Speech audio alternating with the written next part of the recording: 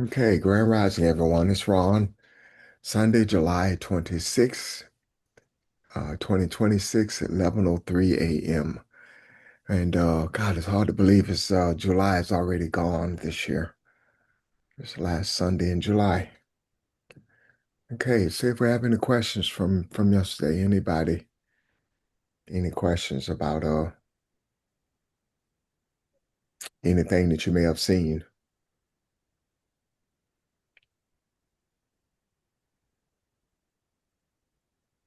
Anybody?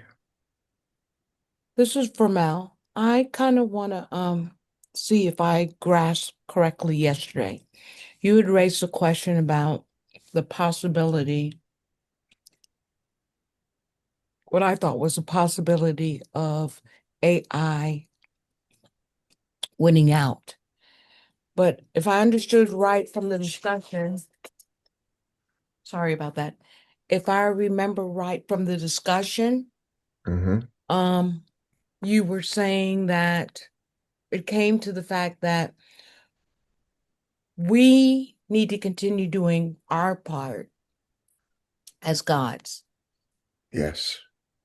And that is affecting the impact AI. It is impacting AI. It will not be what they think it ought to be. That is correct. That is my belief. Something pastors is says a lot to us, and that is we've tried everything else. We hadn't tried this before. The kingdom of God, if you will, the thing that we are searching for is in us. It is who we are. And we are so wrapped up in the body thing that we see ourselves apart from that.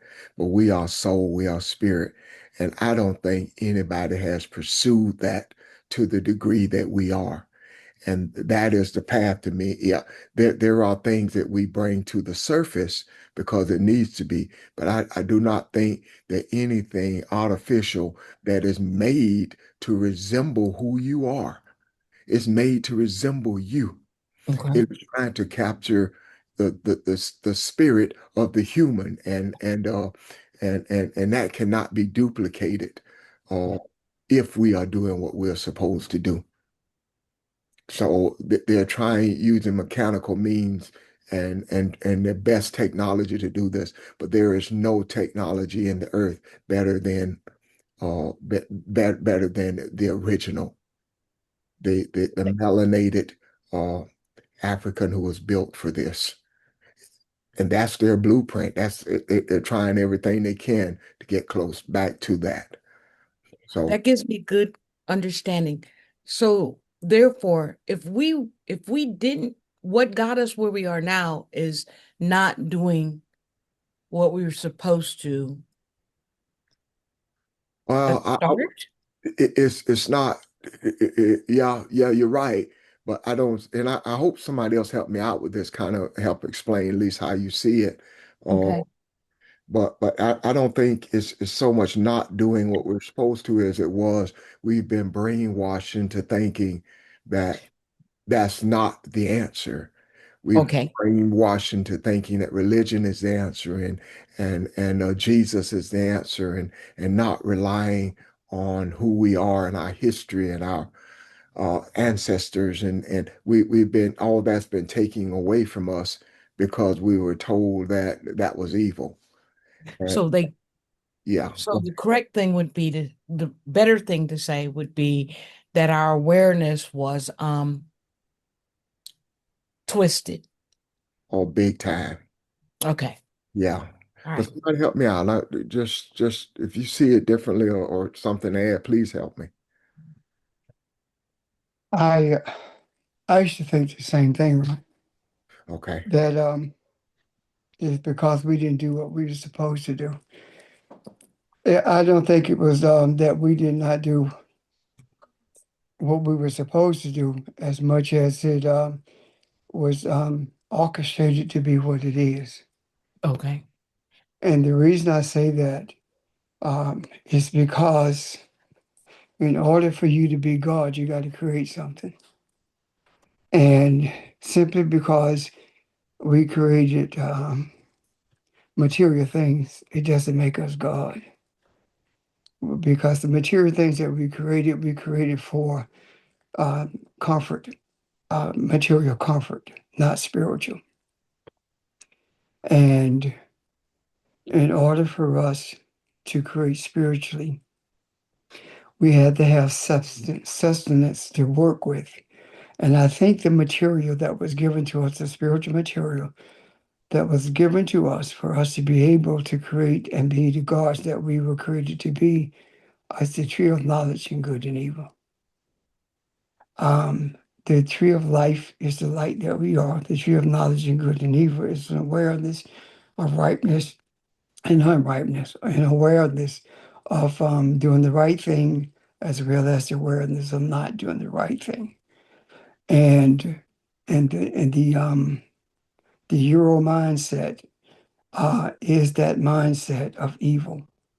And that Euro mindset is the mindset that we have been um, commissioned, for lack of a better word, to bring into obedience to the laws of Mayat.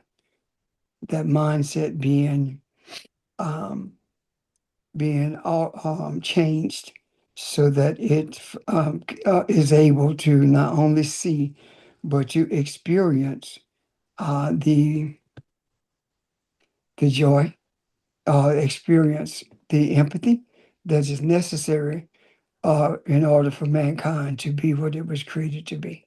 And keep in mind also that we are the first to occupy physical bodies in the earth. And it is not our physical bodies that brought everyone else into existence. It is the light that we are, and that light that we are, that divinity that we are, was able I'm sorry, was not, I'm sorry, I apologize, that we are, the light that we are, when these bodies were hewed from the womb of femininity, they came with a built-in DNA system. And that built-in DNA system is a built-in DNA system that was activated so that it could bring into existence every other physical being in the earth, with us being the divine entities in the earth. And now, in order for us to become the fullness of what we were created to be, and that is Elohim, one yet many gods in the earth, we had to bring this mindset under the authority of Mayat. So I don't see it as being something we didn't do. I see it as being something we haven't completed yet. Yeah. That I'm done. resonates. Thank you. Hmm. Yeah. Thank you, sir. Thank you guys. So, Ray, yeah, and what you're saying that everything that Caucasian it was telling us was all wrong, and I ain't gonna say everything was wrong. And the things that happened to us, we brought that on, and we made it work for ourselves for believing what they telling us, and not being doing the thing we were supposed to do as we were created to be to do. Um, there is absolutely nothing that the mindset, and I don't like use the word Caucasian because it gives me a feeling that we're talking about every single individual. I'm talking about mindsets. I'm talking about the Neanderthal mindset. So what I'm saying is this: there is absolutely nothing that the Neanderthal mind has ever done or said that was to be beneficial to us, even to the point where it took 3 presidents to bring into existence a health system that was created the way it was, called Medicare. It was created the way it was with that 20% hole in it. in order to keep Black people from getting health care. Christianity is one of those things that was given to us, and we were convinced that it was for our benefit. There is absolutely nothing that I can think of that that the Euro mindset has done to benefit us as a people or anyone else in this earth, be they people of color or poor white people. I do not believe that at all. Everything is based upon greed. And I'm not talking about individual. I'm not even talking about an individual with Elon Musk. The energy that Musk has been in this country from day one. So I'm not just talking about that kind of attitude. I'm talking about the energy that has been persistent and consistent in this country from day one. And when I say day one, I'm talking about even before there was anything called a revolutionary war. That has been the mindset. I'm also talking about a mindset that predated the Pilgrims landed at this country, that even predated Columbus sailing in this direction. All of that.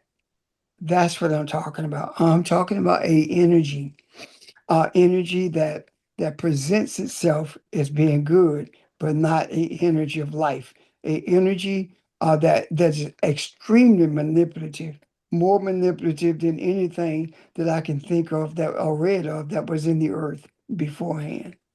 So when you say there was something good done for us, you think about it.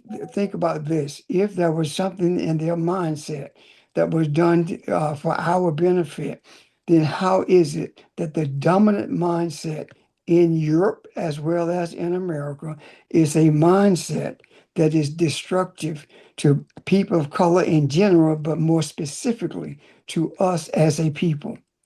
The only reason that this collider is in operation is because they are aware, they meaning the people who manipulate and has this dominant mindset, they are very much aware of how we are how we are spiritually and wonderfully made. They understand the light that we are. They understand that we are divine entities, and that is the reason they are making every effort to control the frequency uh, of um, of the earth.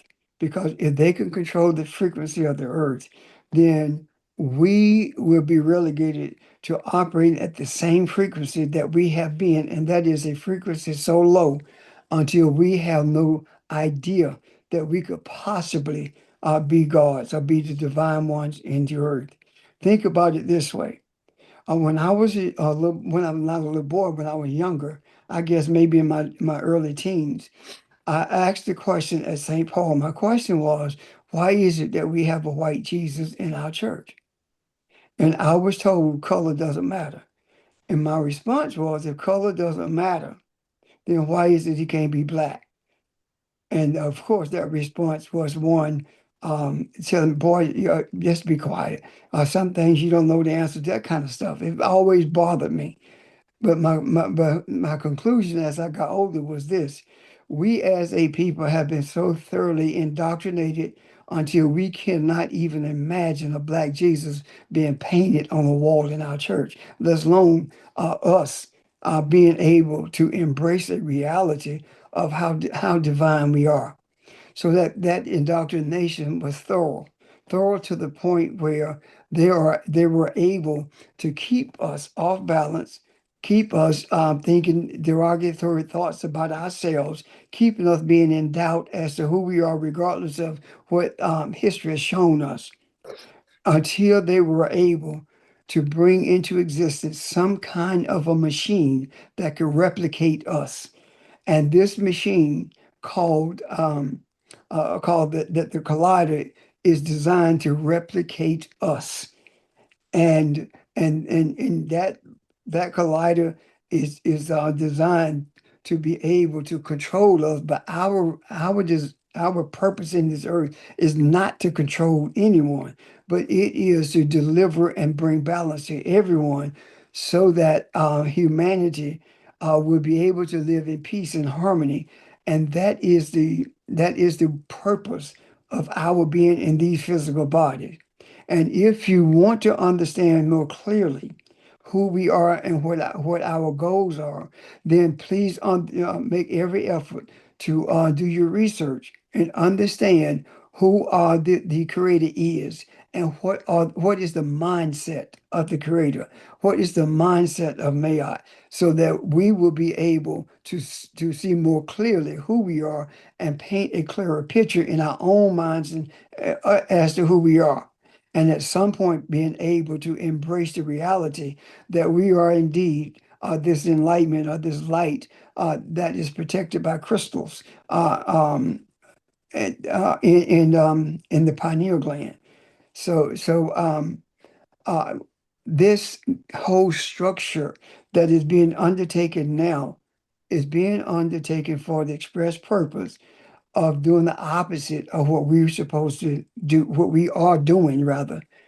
So when you think about this collider, think in terms of it being the what the church would call demonic aspects of mankind, because there is no spirituality about it at all, but there is energy that surrounds it.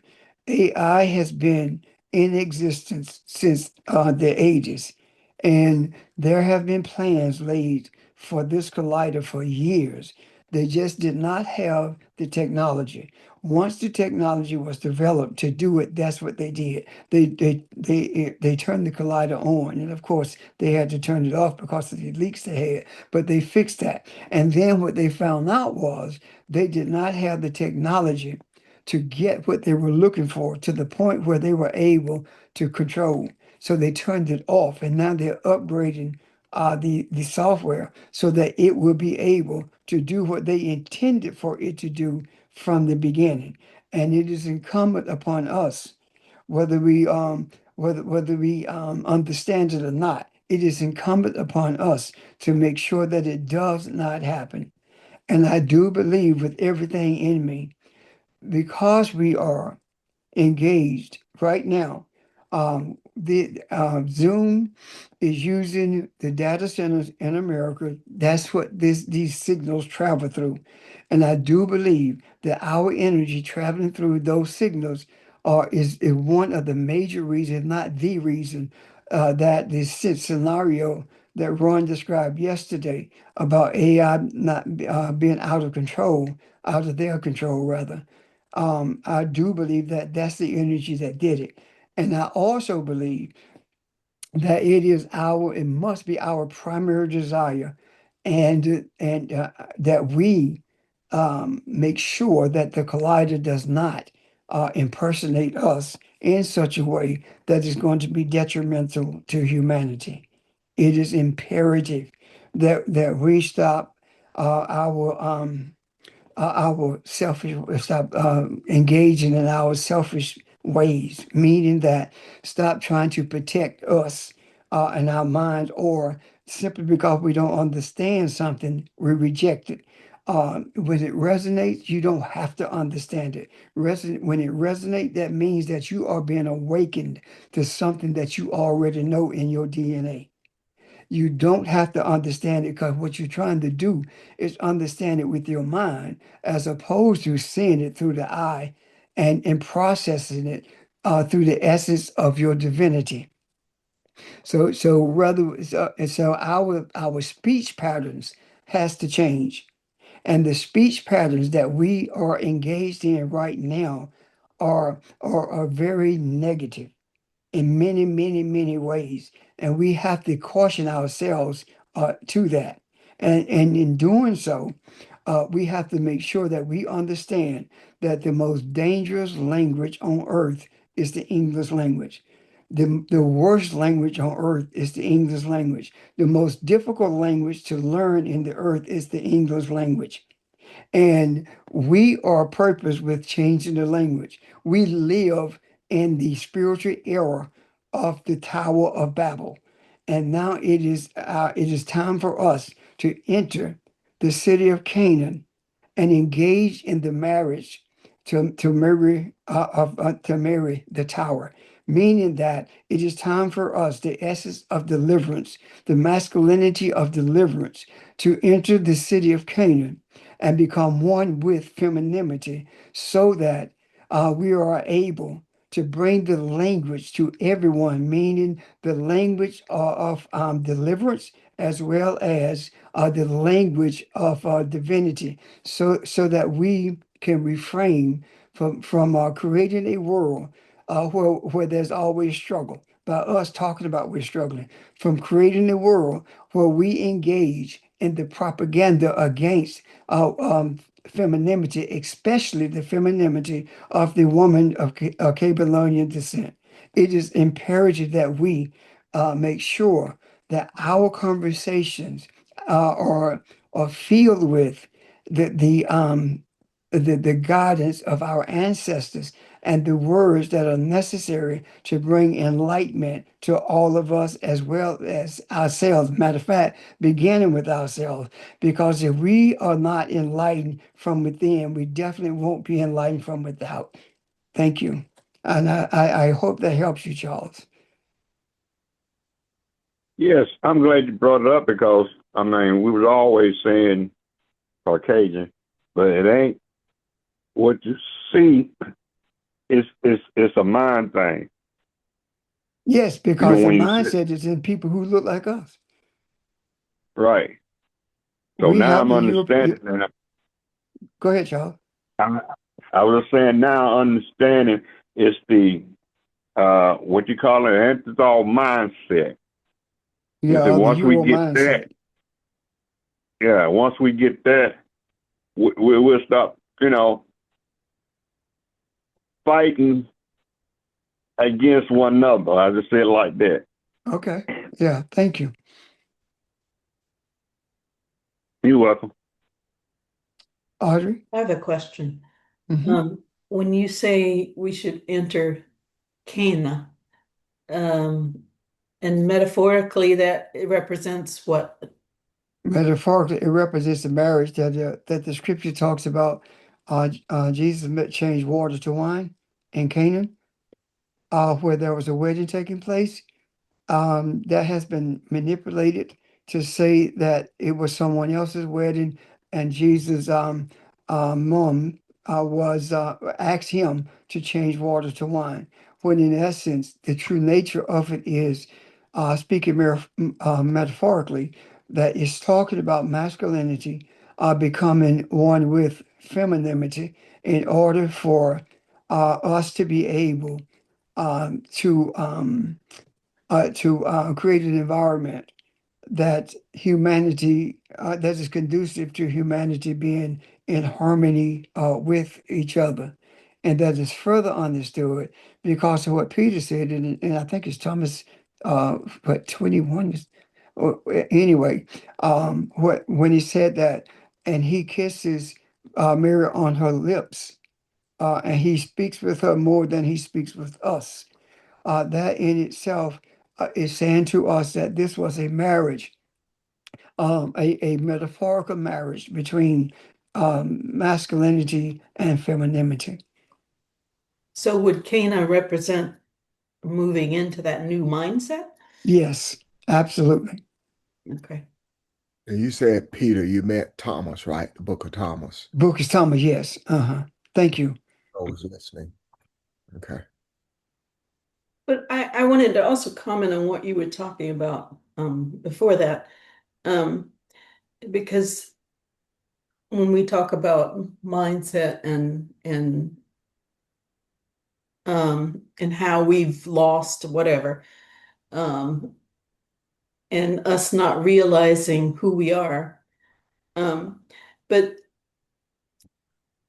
I saw this little video where the woman who showed it said, she said, I bet every Black person knows what's in that, what this little mama is thinking. And then she showed a video of two little girls sitting on the side of a pool. There were some other kids there too, but one little girl was black and the other little girl was white. The little white girl was dipping her hand in the water, scooping it up and putting it in her mouth. And the little black girl looked at her and then she gave her like this stare, and then she raised her eyebrows, and then she looked off as if she were looking maybe for an adult or something, and didn't catch anybody's eye, and then looked back at the little white girl. And then the commenter was saying, you know what she was thinking. And I'm like, yes, I know exactly what she was thinking. Um, and I think the truth of that is that we have real powers of discernment because of all of our experiences in this country. We know when somebody is for us, and we know when somebody is against us. We can discern all that. Um, so, and we can discern when we hear something in church that is truth, and when we hear something in church that we think, I don't know about that. Um, so we have the power of discernment. We've sort of suppressed it because of all the various things that we've gone through, and the mindset we're trying to that's trying to be forced it onto us. Um, but if we look deep inside ourselves, we know truth when we hear it. We have that power of discernment.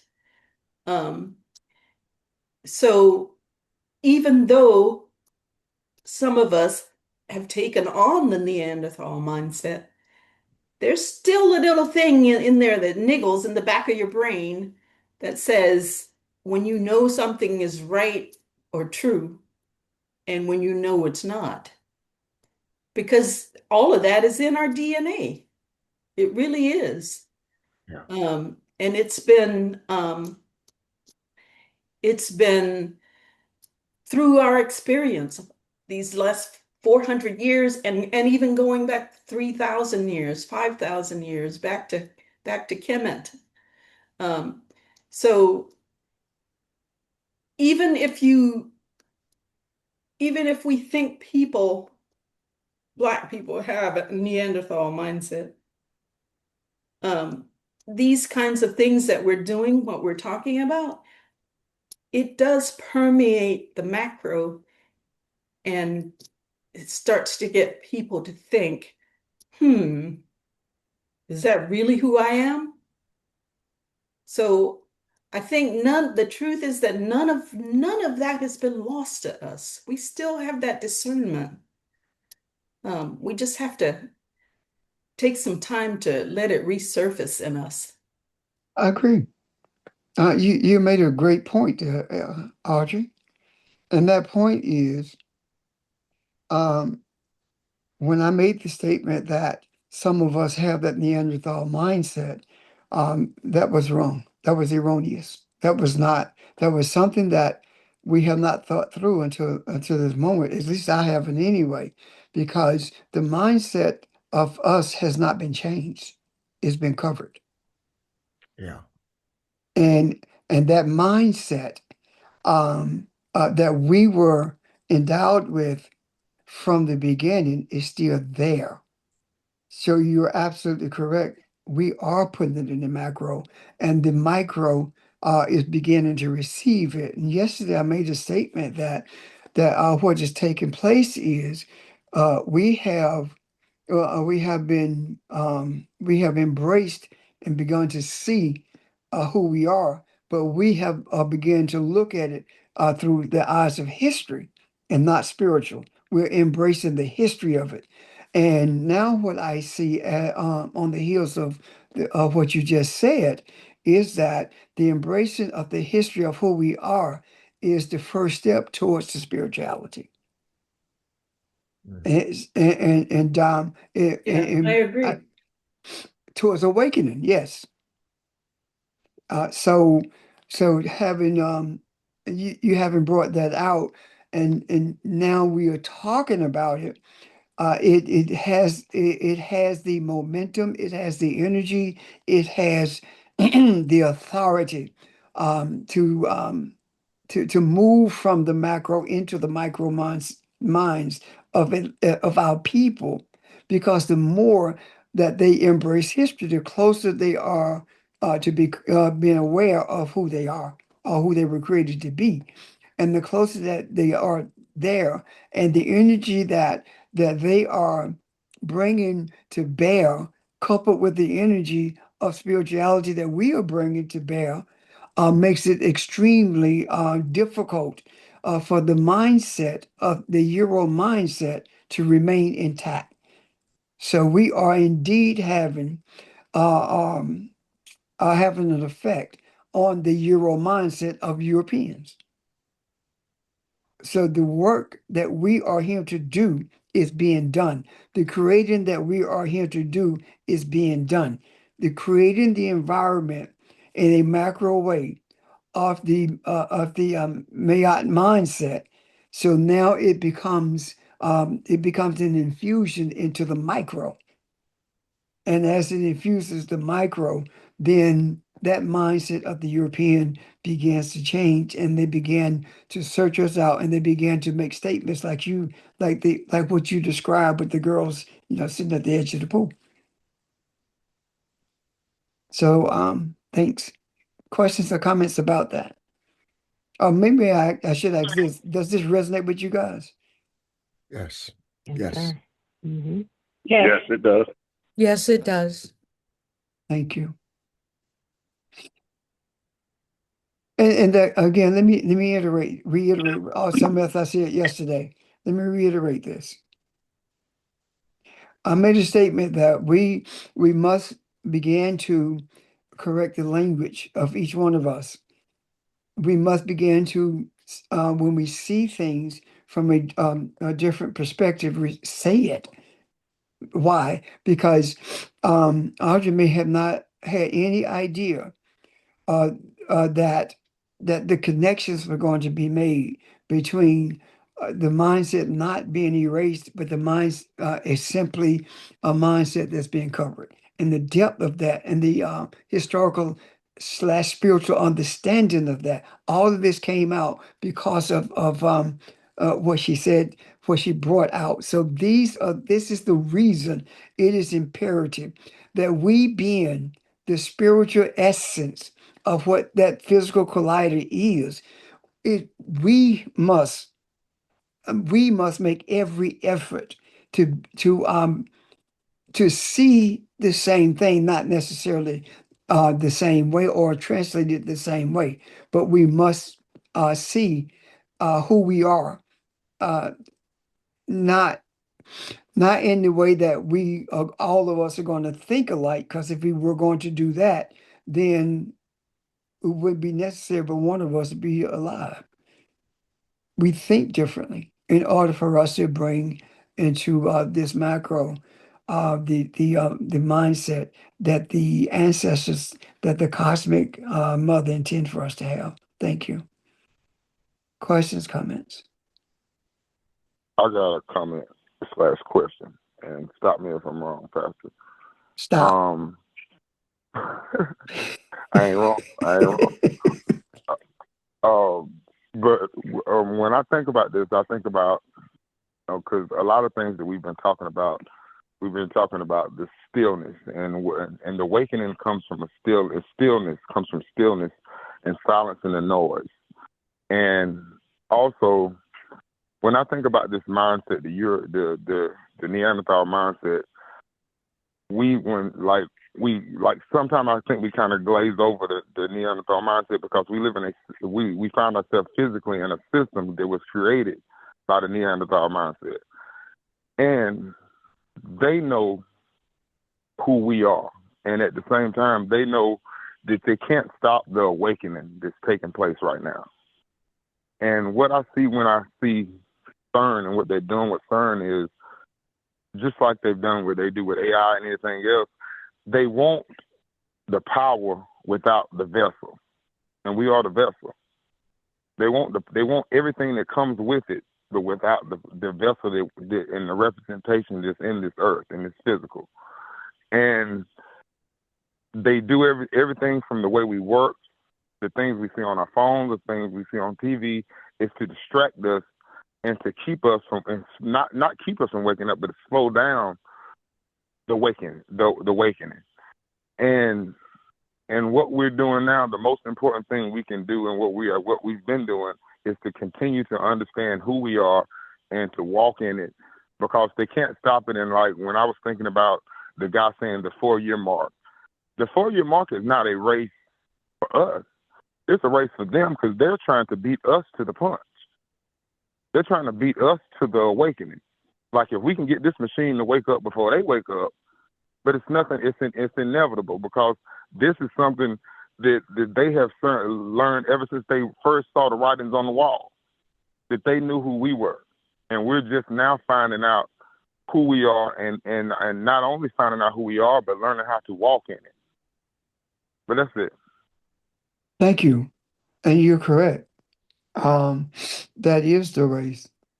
And the guy whose videos we've been talking about for the last few weeks, he does not make it plain, or does not say that he's talking about us as a group of people, Cabelonians, but that's exactly what he's saying. And I do believe that if he were to say that on his videos would be taken down in no time. I don't believe that he's oblivious as to what he's saying and to whom he's speaking. Sheldon?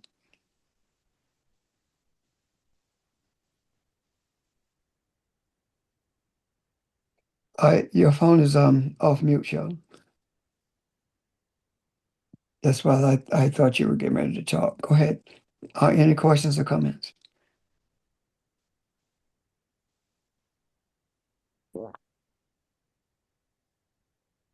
I have a question or a comment. Thinking about this awakening reminded me of the concept of, I guess, the second coming, and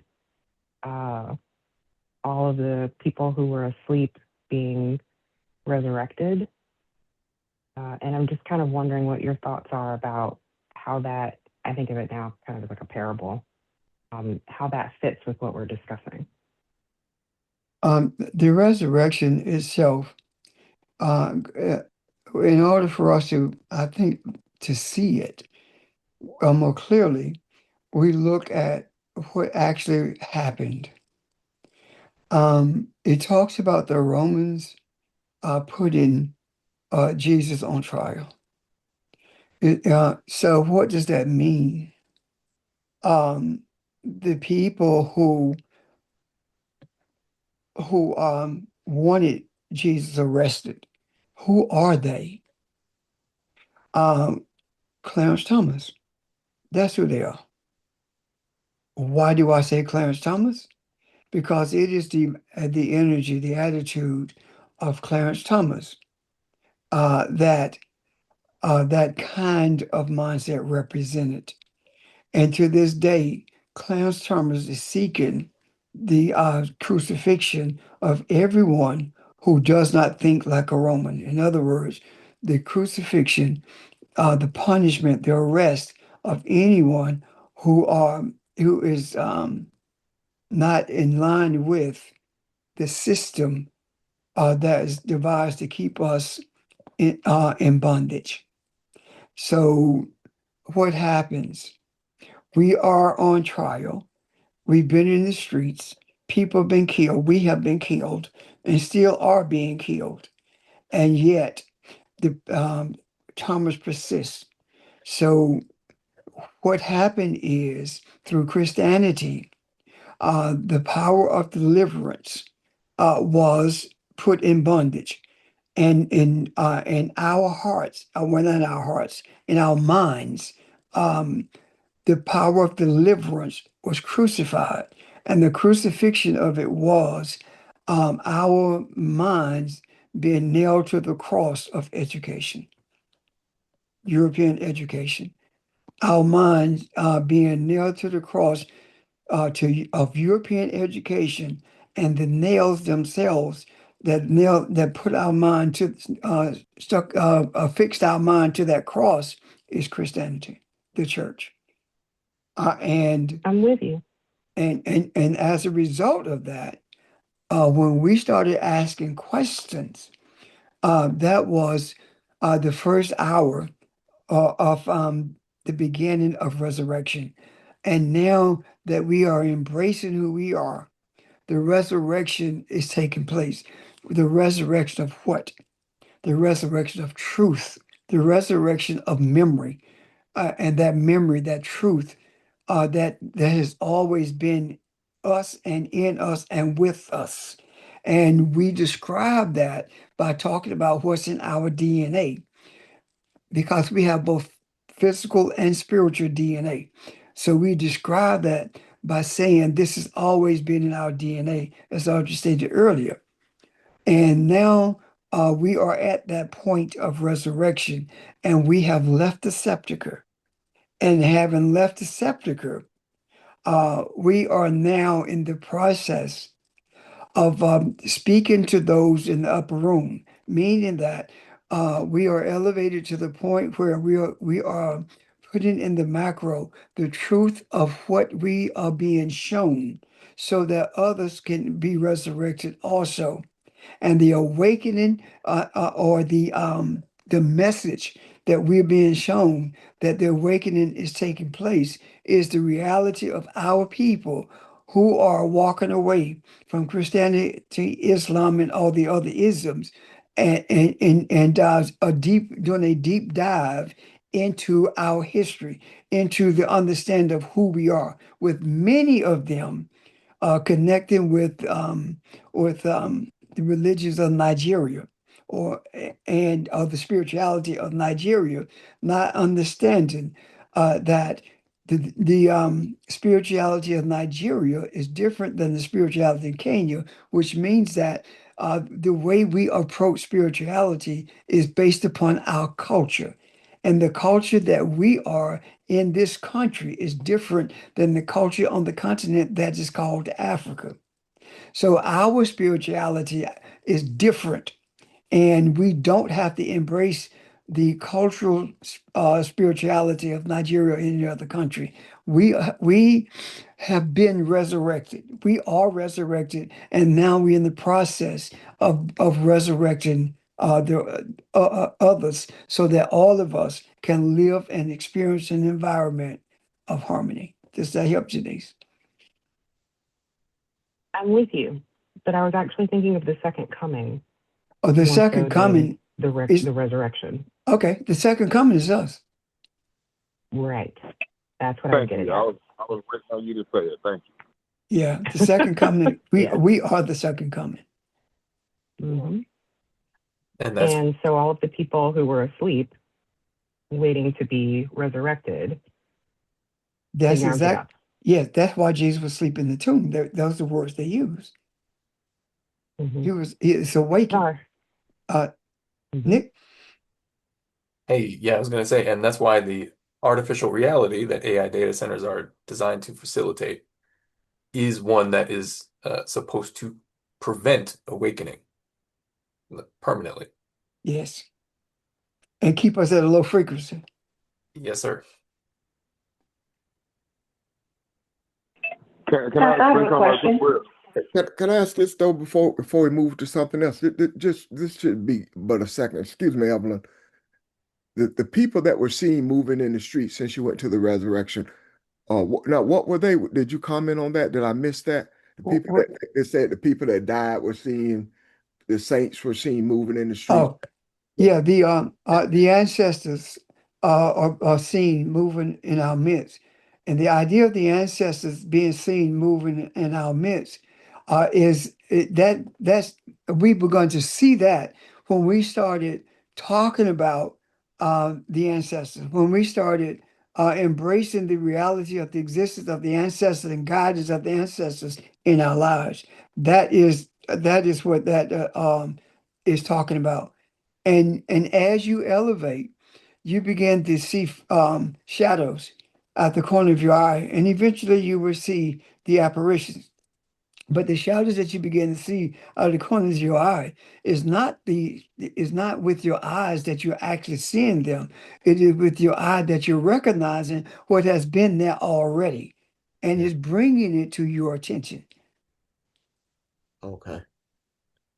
Evelyn, excuse me. I just didn't want to go to a different subject till we finish that. But thank you. I apologize to you. Well, yeah, no worries. And I wasn't going to steer away from what we were talking about either. But so, Pastor, I love what you just said. I mean, that was God. Thank you. Thank you for just letting it resonate with us. But anyway, so who was Herod? Who was Harold, saying I find no fault? Harold is somebody like Eric, the preacher in California. I don't see anything that they are doing that is wrong. The people, Eric is, let me explain that. Eric is of European descent, and he's a pastor in California, and he leads the group with whom we meet the first Sunday in the month. And by the way, since I'm saying that, we will not meet the first Sunday in August because they are doing something else. But it is a person like him, or the energy rather, like his, that says, I find no fault in him, meaning that when we talk about that we are spiritual, that we have moved away from the depths of Christianity, that we understand that Christianity was a method of enslavement to us, and saying, I understand that. I don't find any fault with what you're saying, or the direction of your journey. I don't, but at the same time, are wrestling with being a part of Christianity, not being able to totally break with it. Does that help you, Evelyn? Yes. Yes. Was Let me say it this way then. Harold is the white preacher who says to us, I understand what you're doing. I'm trying to see it all, but I think that there is some good in Christianity. So I find it difficult for me to break with it, but at the same time, I recognize the abuse of it, or the abuse that it has caused to you. Does that help you? That's Well, Harold. everything you said, everything you're saying is resonate, and I'm letting Okay. it marinate. This is awesome. That's all. I just can't say anything else. Thank you. Thank you. Don, was that you next? Or was it Janice? Who No, was it? Say again? Pastor, Yes. this is Linda. When you talked about seeing shadows, I have been doing that, and I thought it was something wrong with my eyes, because I can be like in the kitchen, and I can kind of like see something move, and when I turn around and look, it's nothing there. And at first I was so glad that you said that, because I was thinking something was wrong with my vision, or and when you said that, what you just described, it was an eye opening for me, and I thank you for that. Yeah. So you were scared?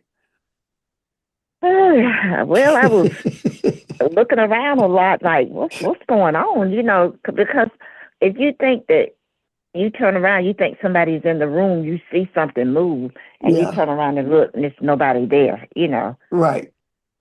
And also, Linda, while you as you bring that up, sometimes you also see what appears to be floaters in front of your eyes. Yes. And the floaters are not always there. if something is wrong with your eyes, you're gonna have the floaters continuously. But this appears to be floaters, and then it clears up.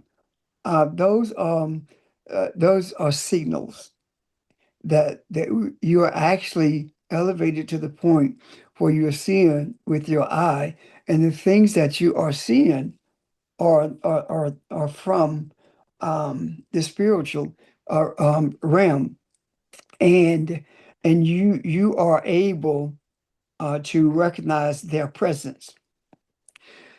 The other part of that is this: your aura, the light that you project, is far beyond your body. We're talking about a light projection of anywhere from 10 to 20 feet away from you, depending on where you are in terms of your thoughts. Right now, as we are processing spiritually, the aura extends because the influx of light that is flowing from us is much stronger than what it is given when we are in the environments that we live in every day. So these things are beginning these messages rather are beginning to become clearer to us, and the reason we're having these experiences is because of where we are in this journey, on the precipice of a manifestation that the earth has never experienced at the magnitude that we are experiencing it now and shall experience it. Thank you. Questions or comments about that? I got a comment real. Okay, go ahead. When it comes to the ancestors, most of us, if we came from a religious or church background, we've been taught when people die, they gone to be with Jesus, or depending on what type of denomination you came from. Some of them believe they stay waiting on the second coming or whatever. But what we have learned, and even science has proven, energy does not die. So when our ancestors leave this physical plane and this physical shell, they are able to move like the same way that Jesus was able to move. When you look at when they talk about Jesus coming back and showing them, but he was able to move, and also because he wasn't bound by this physical form, and us being in tune with our ancestors have always been here with us. They have always been here with us. We just come to a place where we are aware of their presence, and also our ancestors it's not just about being aware of their presence, but be aware of their interaction, and they working on our behalf, because they've been sitting there trying to get us to see them and witness and experience them, but also we can call out to them and ask them for guidance and ask them for clarity and things like that, because they've always been trying to get our attention, but we've just been so preoccupied with all the other noise that we didn't experience them. And so, but they have always been there. It's just our awakening to them. Absolutely. In addition to that, let me speak about Jesus and his movement, okay? It's not that this story about Jesus is telling us that we move differently with our ancestors. What happened when we exit the body, we become one with the light. For example, we have 4 or 5 flashlights, and all of us are shining our flashlight on the same wall, in the same spot. That light is leaving our flashlight, and we are one with that light. However, when you turn that flashlight off, it appears as though the light enters the flashlight. Let's say that it does. Then that light is within that flashlight. So it does not appear as light. So when we talk about the movements of this entity described as deliverance, Yeshua, we are talking about being a light in the midst of all of the ancestors' light. We are one with the ancestors. It is not an individual movement as much as it is a collective energy. And when we talk about the story of Jesus moving about, what happened? This light was able to move from being a light of phosphorus or a light body to being a carbon body again. When we talk about the movement from the people at Emmaus and showing up on the shoreline, when he was with those in Emmaus, he was a carbon body there. And that's why they were able to recognize him as being the one that was crucified. However, when he left them as a light body. And leaving them as a light body, he appeared instantly on the shoreline. So what the story is telling us, that when you elevate to the point where you become the light body, when you are able to reconstitute in the carbon body, if you choose to. Now, becoming a light body does not mean that we have to die to do that. We have been taught that we have to die to do that. The body decays, the body weakens. All we have been taught all of that. But what we have not embraced is the realness of the body was designed to heal itself. And the only reason that we are having major problems with the body healing itself is because it is constantly being poisoned by the food that we eat and the air that we breathe. So to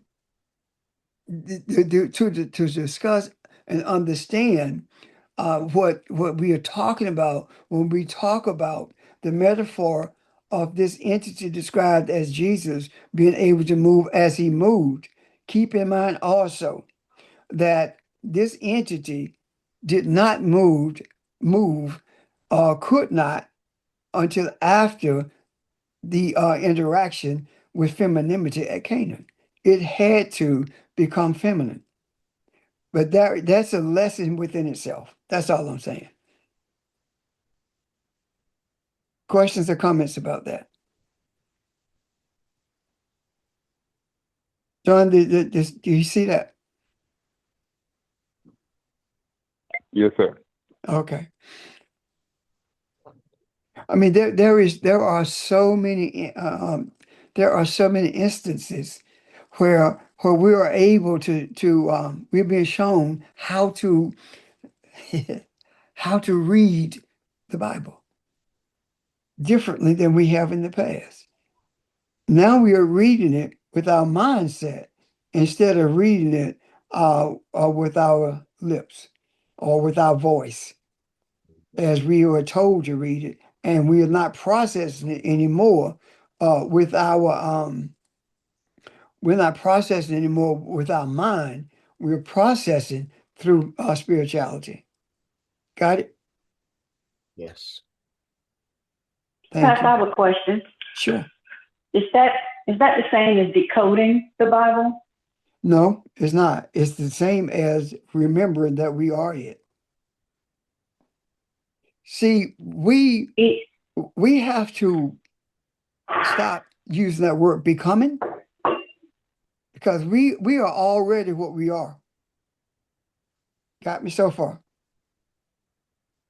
We are Yes, sir. already we are You said already what we are. decoding, not becoming, though. Say again? She said decoding.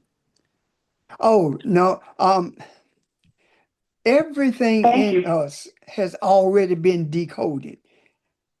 The best way to describe what we are experiencing is memory. Memory. We are remembering, meaning that remember means to put something together that has been separated, right? Yes. Right.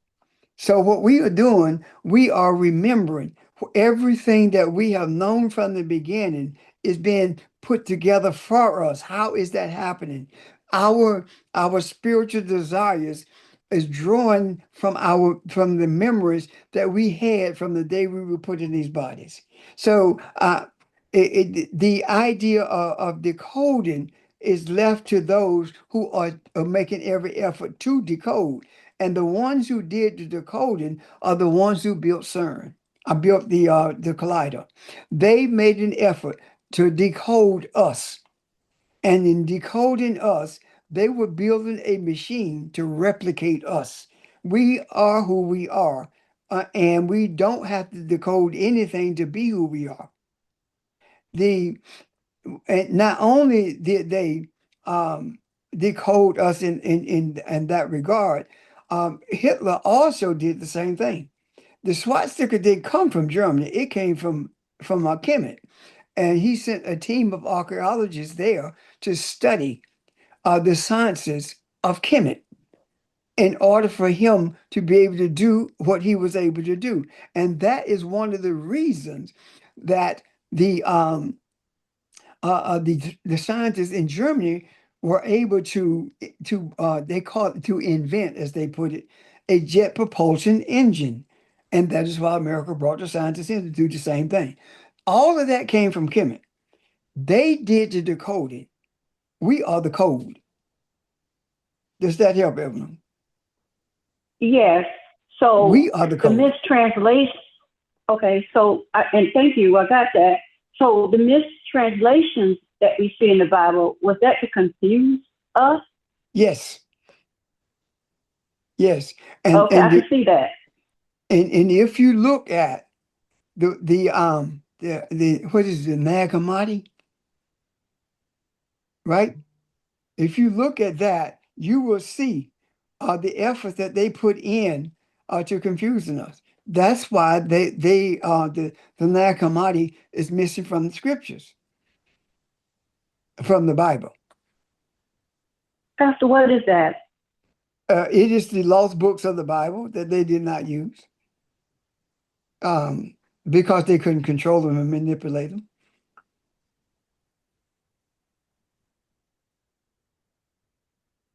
Got it, Evan? Okay. Yes, sir. It resonates and it's marinating. Thank you. Nick? Yeah, I just wanted to say, if you're familiar with the Dead Sea Scrolls, it's like the same thing. It's books that are likely very authentic that were not included in the official Bible because they were either destroyed, and then these were not destroyed. Yeah. I mean, our Bible has 66 books. Catholic Bible has 88. Yep. And the Ethiopian Bible is 130, is it? I forget. Yeah, but yes. Something. It's quite a few. Yeah. And in there you can find the Gospel of Thomas. Oh, go ahead. I was just about to say quickly, when we speak about the Gospel of Thomas and the Gospel of Mary Magdalene, those are some of the books that were actually left out of the our canonized Bible that we're more so familiar with. Back in there. A quick comment though. The Nag Hammadi was discovered in Upper Egypt, which is the Kushite part of Egypt. Yes. Indeed it was. In 1945, wasn't it? Yeah, somewhere around there. Yeah. 1940s, the same year that a lot of this modern era spiritual acceleration started. And that's not a coincidence. Like, we are in time of the end, which is the end of the Neanderthal mindset. Well, technically speaking, the end of it or us. But like I said, pretty sure we win. We just determining how rough this transition will be. Yes. Yeah, and speaking of Upper Egypt, they even switched around the words to confuse us. Because if you say Upper Egypt, you think of north. Yes. But Upper Egypt is the southern part of Egypt, the Kushite part. Yes. So, they kind of try to confuse you. Yeah. There's a lot of stuff like that. And for those of you who don't know, that's because the Nile flows from south to north. Right, So the upper Egypt is be closer to the source of the Nile, which is in the south. right. Anyone else? I think the book of Mary Magdalene, as far as like the books left like excluded, if they would have included the book of Mary Magdalene, the whole dynamic of what we know as the church would be completely different. And they weren't supposed to include it. That everything that happened for a reason. And everything that has taken place took place for a reason. There had to be a desire to be who we were created to be. If it were not resistance, then could we really be God? Could we really be divine? If there were not resistance? Ezekiel talks about the angels, the messages that was cast out of heaven. The scripture talks about the giants mating with the daughters of men. What is this talking about? This being this being metaphorical. What is it saying? It's saying that those who were perceived as being greater were mated with the daughters of men, meaning that those who were perceived being greater or superior gave rise to the birth of the submission to the authority of those who sought to rule over them. The idea of the giants being in the land and the people being afraid to enter the land, even to this day, there are people who are of Cushite origin who are divine and are afraid to enter the consciousness of this reality that we are. The preference right now is to stay where they are because they feel comfortable living in this perverted environment. Why? Because it's not bothering them. And the people who it is bothering don't know what to do about it. The people who are suffering as a result of it don't know what to do about it. And here we are. We are making every single effort to be who we were created to be.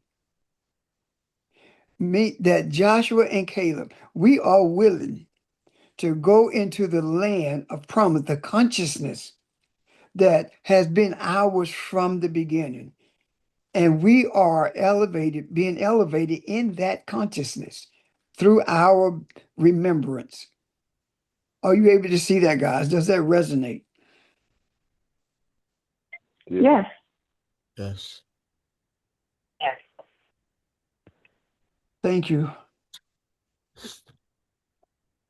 Pastor, you said something. When you said resistance, like something just kind of stood out because when we talk about CERN, it's created like this two particles traveling two different directions in the resistance. And you had talked about resistance a while back too. And even when we talked about melanin, we talked about melanin going through stress, and it increases like in detrimental environment, the melanin grows, like even in Chernobyl, and that kind of stands out because I feel like we think that this is supposed to be easy, it's supposed to be something comfortable, but it's not. Like the more resistance we experience, the stronger we get. And that kind of just like stood out to me because I mean, we think, oh, we're going to be like some monks walking around on the hill a lot and we all in just complete serenity.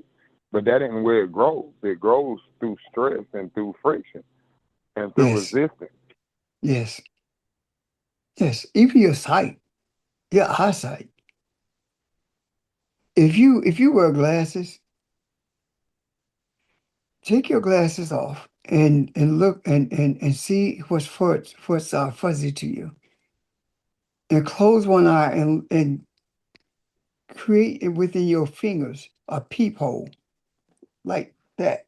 And you will be able to see what you think you cannot see unless you have on glasses. Why is that so? It's because of the light that comes in to you in so many different directions. That's why you need glasses. It is not refracting what you see in a clear way. However, if you make that peephole and let that focus be on that one thing, it clears it up because the light is coming directly into your eye.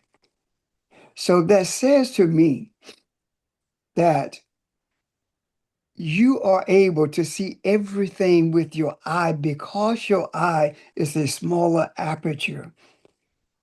And the aperture through which you are seeing with your eye is small enough to bring clarity to everything that you're looking at or looking for. The scriptures never talks about your eyes. It talks about your eye. If your eye is dark, your whole body is dark. If your eye is confused, your whole body is confused. If your eye is enlightened, then your whole body is enlightened. Excuse me. I'm done. Thank you. Questions or comments?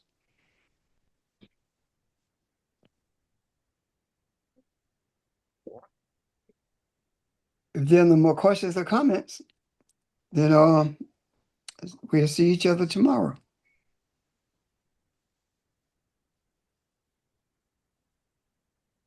It was quite a discussion today. I appreciate it.